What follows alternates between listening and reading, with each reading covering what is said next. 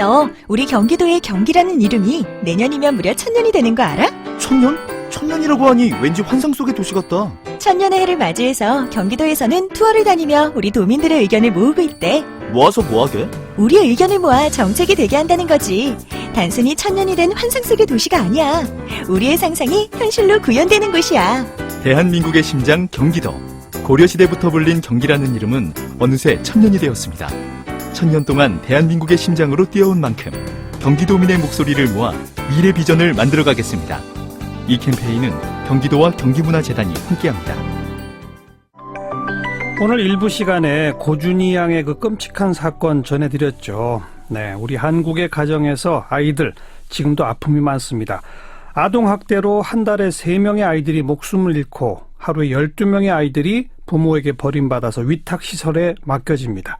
그런가 하면 저출산을 걱정하면서도 전 세계에서 가장 많은 아동을 해외로 입양 보내는 나라죠. 자, 이런 우리 한국 사회의 이상한 가족, 그 진짜 얼굴을 바라보자고 말하는 책 한 권이 얼마 전에 나왔어요. 제목이 이상한 정상가족입니다. 그 저자 김희경 작가를 저희 오늘 스튜디오에 직접 초대했습니다. 어서 오십시오. 네, 안녕하세요. 네. 이상한 정상가족? 무슨 말이에요? 정상가족주의라고 말하는, 그러니까 부모와 자녀로 구성된 가족만이 이상적인 가족의 형태라고 바라보고, 네. 거기에 해당되지 않는 가족의 형태에 속한 구성원들을 차별하거나, 그렇죠, 그렇죠. 그리고 가족 내에서 지나친 가부장적 위계로 아이들의 개별성을 억누르거나 하는 그런 정상가족 이데올로기가 네. 매우 이상하다. 이런 뜻에서 붙인 제목입니다. 그러니까 둘 다 이상한 거네요, 지금. 네. 그러니까 부모, 자녀가 아닌 뭐 한부모 가정이든 뭐든은 그냥 이상하다고 해버리고, 그죠? 네. 부모, 자녀는 정상이라고 하는데 네. 그 안에도 이상하더라. 네. 다 이상하네요. 가족 안팎에서 그런 가족주의가 야기하는 아동인권 침해 이런 얘기를 좀 하고 싶었습니다. 왜 이런 데 관심을 갖기 시작하셨어요? 제가 작년 말까지 세이브 더 칠드런이라고 하는 예. 아동 구호 개발 단체에서 일을 했는데요. 예, 예.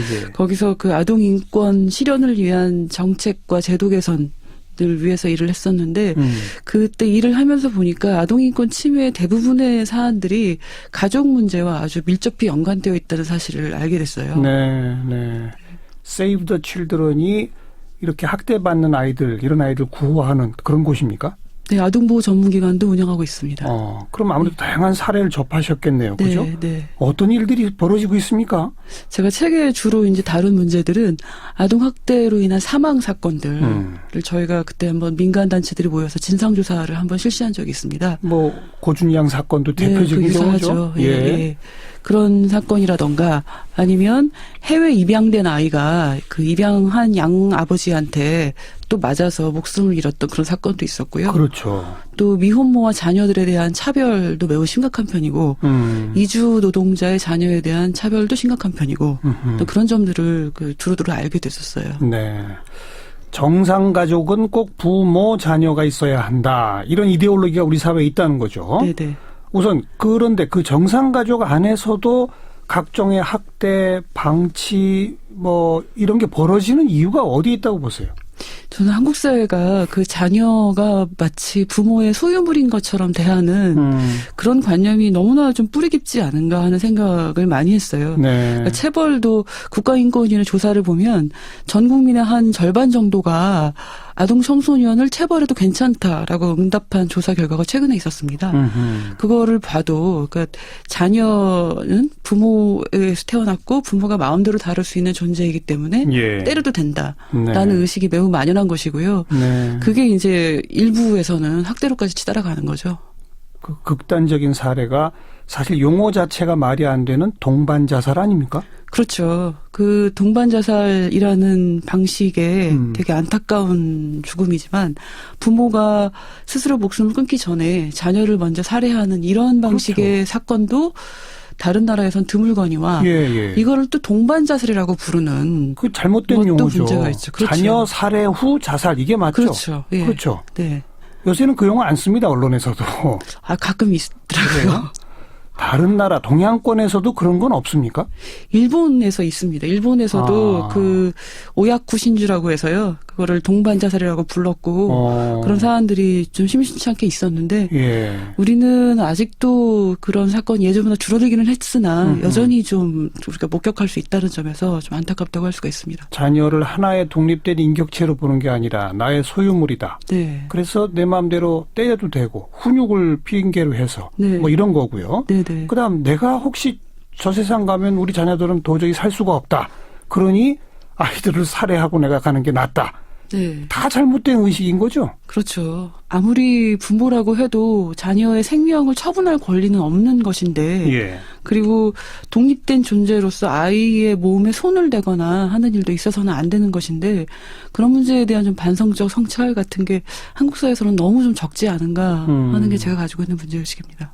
그런가 하면 또 과잉보호, 과보호, 네. 지나친 사교육을 뭐 뺑뺑이 돌리듯이 하는 거 네. 뭐 이런 것도 또 있지 않습니까? 네, 저는 과보호도 학대라고 생각해요. 지나치게. 같죠. 같은 말이죠, 사실. 네, 네. 예. 네. 그것의 뿌리도 역시 같은 거다. 저는 책에서는 그렇다고 한번 생각을 해봤어요. 역시 그러니까, 자식은 내 소유물이니까 예, 내 나마른 방식으로 네. 학대를 과보해서 예. 일종의 학대식으로. 부모의 꿈을 좀 대리실현하거나 부모의 존재를 아이를 통해서 이제 증명을 하려고 하거나 또는 뭐 그런 게 다 아니더라도 어쨌든 우리 사회 같은 좀 지나친 경쟁 사회에서 사다리 아래로 떨어지지 않게 하기 위해서 아이를 과도한 사교육을 몰아넣잖아요. 그렇죠. 그거는 지나치게 가족 단위로 우리 사회가 경쟁하는 사회가 되어버렸기 때문에 예. 그 안에서 아이들이 좀 희생당하고 있는 게 아닌가 하는 생각을 합니다. 보다 좀 근본적 질문일 텐데 왜 우리는 그렇게 가족에 집착할까요? 근데 저도 책을 쓰면서 생각을 해봤더니 예. 보통은 이제 근대화가 되면요. 그 가족이나 집단의 중요성이 좀 줄어들고 개인의 중요성들이 더 많이 부각되는 방식으로 근대화가 진행이 되잖아요. 근대화는 개인주의의 또 다른 그렇죠? 말이기도 하죠. 예. 예. 그런데 한국 사회는 지나치게 좀 압축적 근대화가 진행이 돼가면서 그 과정에서 가족의 중요성이 더 커졌다고 볼 수가 있어요. 그러니까 근대화 과정에서 또 지나친 빨리빨리를 앞세우는 압축적 근대화 과정 속에서 사회적 안전망이 전혀 없는 상황이었잖아요. 네. 그런데 이제 가족이 그거를 대체하는 사적인 안전망 구실을 하면서 가족에게 너무나 과도한 역할이 부여가 되고 가족이 너무나 중요해지게 된 거예요. 네. 어릴 때 믿을 건 가족뿐이다. 뭐 이런 아. 얘기 좀 많이 듣고 자랐었는데 아하. 그런 말들이 상징을 하듯이 가족에게 돌봄의 책임, 뭐 교육이나 그런 서비스, 사회가 많이 책임져줘야 될 서비스의 짐이 네. 가족에게 지나치게 많이 전가가 된 것이 아닌가 예. 그런 생각을 해봤습니다. 예. 사회나 국가를 믿지 못하고 어떻게든 내 힘으로 헤쳐나가야 돼.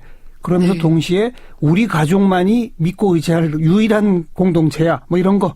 네, 지금도 계속 진행 중이게 된 큰 요인 중에 하나가 IMF 경제 위기가 또 맞아요, 영향을 맞아요. 끼치지 않았을까 생각을 해요. 어. 그 당시 아주 많은 가족이 해체가 되고, 그러니까 그 대량 구조조정 때문에 일자리를 잃은 사람도 많이 늘어났는데, 예. 그 모든 그 충격을 다 고스란히 가족이 흡수를 했어야만 했던 그런 상황 때문에 사회적 돌봄 서비스가 없는 상황에서 예. 가족이 선택을 해야 되는데 그거는 다시 말하면 경쟁이 그만큼 더 치열해진다는 얘기잖아요. 그래서 그만큼 더 양극화도 좀 심각해진 게 아닌가 그렇게 그렇죠. 생각을 합니다. 그런 속에서 가족에 대한 과도한 집착 속에서 학대 내지는 과보호 사실은 같은 의미라고 할 수 있는 네. 그런 일들이 벌어지면서 아동 인권이라고 하는 것은 바닥 수준이다. 이제 그런 네. 얘기 아니겠습니까? 네, 네. 또한 동시에 가족에 대한 그러한 과도한 집착이 부모 자녀가 있어야만 정상가족이야라는 식의 의식으로 표현되는 거 아닐까요? 그렇죠. 그게 또 우리나라 가족주의가 가진 폐해 중에 하나가 방금 말씀하신 그런 생각들 때문에 빚어지는 미혼모에 대한 차별. 그러니까요. 그리고 한국이 아직까지도 해외 입양을 보내고 있는 네. 이런 상황으로 네. 그 귀결된 게 아닌가 싶습니다. 현재 전체 가족 구성에서 소위 우리 사회의 이상한 정상가족 이데올로기로 봤을 때 이상한 가족. 한부모 가정이나 내지는 네. 조선 가정이나 네. 이런 퍼센테이지는 굉장히 크게 늘어나고 있지 않습니까? 그렇죠. 더 이상은 4인 가구가 한국의 표준 가구의 모델이 아니에요. 네네. 그러니까 가구 수로 따지면은 1인 가구 수가 가장 많다고 그렇죠. 조사가 나오잖아요. 예. 그렇게 그 가족 구성의 변화, 가족 해체 같은 것들은 현실에서 매우 빨리 진행되고 있는데 정작 우리의 의식이나 그런 태도는 그 변화의 속도를 잘 못 따라가고 있는 것이 아닌가 생각합니다. 네.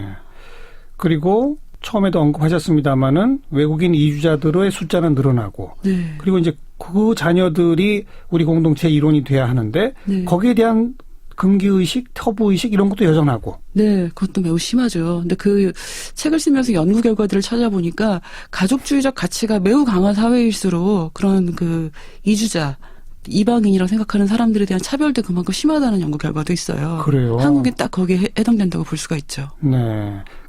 이 책의 부제가 자율적 개인과 열린 공동체를 그리며 이렇게 되어 있습니다. 네, 그렇습니다. 개인의 자율성을 조금 더 가족 안에서부터 아이의 자율성을 존중하는 데서부터 시작이 될 텐데 그런 개인의 자율성을 조금 더 많이 존중하고 네. 그리고 공동체라는 것이 너무나 이렇게 끈끈하고 구속적이기보다는 좀 자율성과 다양성을 인정하는 좀 열린 관계로 공동체라는 것이 존재하면 어떨까 하는 생각에서 그런 부제를 붙여봤습니다. 그런 자율성, 개인의 자율성을 인정하고 어린 자녀도 하나의 독립된 인격체로서 존중해야 한다라고 하는 의식을 네. 어떻게 하면 좀 확산시킬 수 있겠어요? 우리 이런 얘기 하기 시작한 도 사실 수십 년 됐거든요. 네. 그런데 여전히 억척 엄마들 또 학대하는 엄마들 아빠들 많아지고 있지 않습니까? 네. 어떻게 하면 이 의식을 좀이라도 빨리 확산시킬 수 있을까요?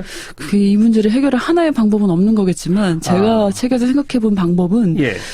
좀 그 사회가 그러니까 공공이 가족이 짊어진 짐을 사회가 좀 더 많이 가져가야 된다고 생각해요. 네. 예를 들면 돌봄의 책임이 가족 안에 주로 지금까지는 엄마 의 책임으로 많이 그렇게 전가가 되어 왔었잖아요. 근데 돌봄이 더 이상은 가족 안에 어떤 특정 어떤 사람이 책임질 수 있는 그런 시대는 지났다고 보고요. 예. 그런 돌봄의 책임을 사회적으로 많이 가져오고 그리고 가족이 마치 무슨 치외법권처럼 그 안에서 가족 폭력이나 학대가 일어나도 사회가 도외시하는 잘 모르쇠 하는 경우들이 많았는데 그래도 요즘은 그 가정 폭력에 대해서도 법의 예. 잣대가 들이대긴 하지 않습니까? 저는 좀 더 강화된다고 생각합니다. 지금보다 더. 예. 그래서 가족 안에 있는 취약한 사람의 인권을 보호하기 위한 공공의 개입 같은 것들이 지금보다 훨씬 더 강화가 되어야 하고 그런 제도적인 뒷받침들이 있을 때에만 개인의 자율성을 보호하는 가정이라는 것이 가능하지 않을까 그렇게 생각합니다. 가정 폭력에 대해서 경찰이나 법이 개입한다고 하지만 이웃에서 신고해도 이건 가정 문제니까 알아서 하세요 하고 돌아가는 경찰이 아직도 있잖아요. 그럼요. 특히 아동에 대해서는 더해요. 부모가 그렇죠. 내 아이 내가 마음대로 가르치겠다는데 라고 하면 그냥 무력하게 손을 놓는 경우가 아직도 많습니다.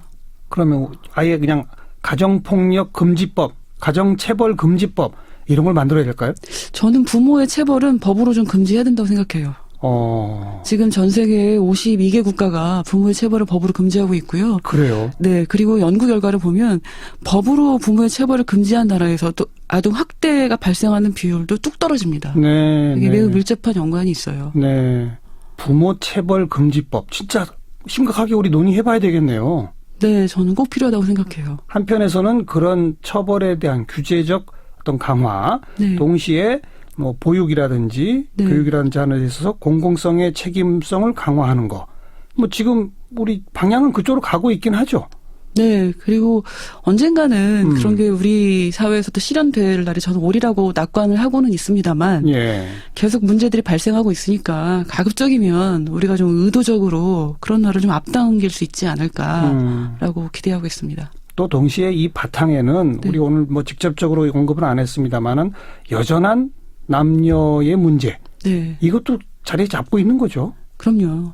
가족 안에서 그 아동들의 권리가 침해당하는 것과 그리고 양성평등이 실현되지 않고 있는 것은 매우 밀접한 연관이 있어요. 그래요. 네. 어떤 식으로 연관이 되는 겁니까, 그러니까?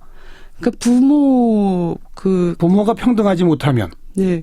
그러니까 한쪽이 아버지가 가정의 생리를 책임지고 엄마는 돌봄을 책임지고 하는 이 구도 안에서 자녀는 그 구도 안에서 거의 뭐 미래의 경제 활동 인구처럼 취급을 받죠. 네. 그 구도 안에서 가부장적 위계가 매우 센 가정에서는 그런 취약한 사람들의 말을 듣거나 의견을 존중하거나 이런 일들이 거의 실현이 안 되잖아요. 아, 그렇죠. 네. 네.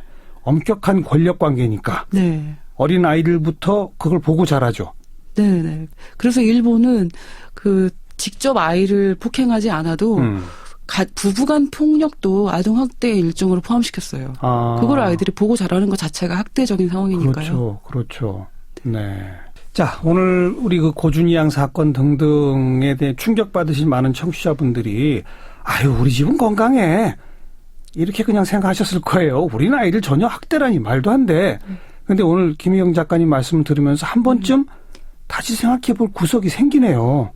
네, 학대를 하지 않으시는 분들도 네. 스스로에 대해서 그렇다고 생각하시는 분들도 체벌한 적은 없는지 그러니까. 그리고 체벌에 대한 내 태도가 이게 과연 맞는지 예. 이런 생각들을 한 번씩은 좀 해보시기를 바래요. 그리고 가정 내에서 부부 평등을 실현하고 있는지 네네. 그걸 자녀 앞에 보여주고 있는지 네, 맞습니다. 그것까지를 네. 한번 생각해 봐야 되겠군요. 네네. 진짜 이 정말 정상 가족 되기는 참 어려운 거네요. 그렇죠? 그러니까 정상, 비정상을 더 이상 구분하지 않아도 모두가 차별받지 않고 각자 좀 다양한 가족의 형태가 좀 인정을 받는 그렇죠. 그런 사회가 되면 좋지 않을까 싶습니다. 빨리 그런 사회 왔으면 참 좋겠습니다. 좋은 문제 제기 오늘 잘 들었습니다. 고맙습니다. 네, 감사합니다. 이상한 정상 가족이란 책을 들고 오신 김희경 작가 함께 만났습니다.